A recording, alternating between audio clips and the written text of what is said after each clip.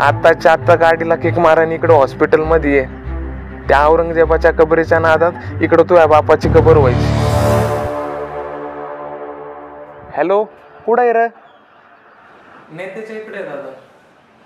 काय नाही, ते उद्याच्या आंदोलनाचं नियोजन चालू आहे. काही झालं तरी औरंगजेबाची कबर पडलीच पाहिजे. तुझी दिवसाची कमाई किती? दादा काही मुद्द्याचा असेल तर ते बोल. इथे इम्पॉर्टंट विषय चालू आहे. अरे बैल बुद्ध्या, डुकराच्या मेंदूच्या, गाढवाच्या पोटच्या औरंगजेबाची कबर पाडली बी आणि नाही पाडली बी तर तुझ्या आयुष्यात काय फरक पडणार आहे रे? कशाला वातावरण ढवळीता? या असल्या अप्रासंगिक मुद्द्यावर इंटरेस्ट घेणं एवढा पगार तरी आहे का रे तुला?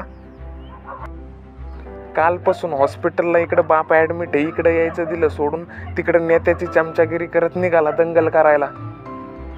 आपल्या जॉबचे काय वांदे आहेत, सरकार कशी बेरोजगाराची मारतंय, हे मुद्दे दिले सोडून, याचा विचार करायचा दिला सोडून आणि निघाला औरंगजेबाची कबर पाडायला.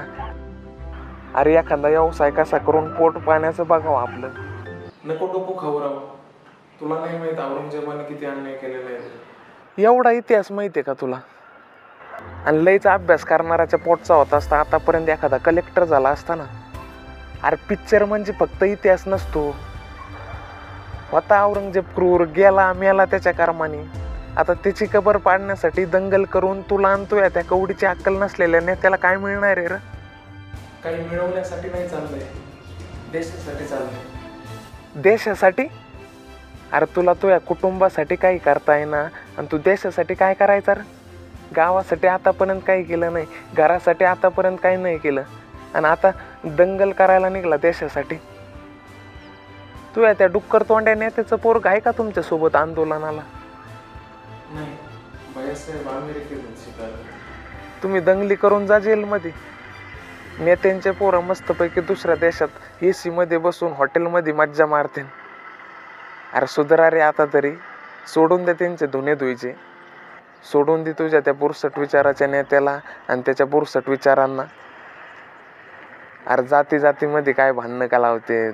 एखाद्याच्या मरणाचं राजकारण काय करतेत? तुमच्यासारख्या नालायकाला दारू पाजून त्यांचा वापर काय करून घेतेत? दारू नाही पित रे मी दादा. नाही का? मग प्यायची, म्हणजे दंगली करायला सोपं जाईल. आत्ताच्या आत्ता गाडीला किक मारानी इकडं हॉस्पिटलमध्ये ये. त्या औरंगजेबाच्या कबरीच्या नादात इकडं तुझ्या बापाची कबर व्हायची.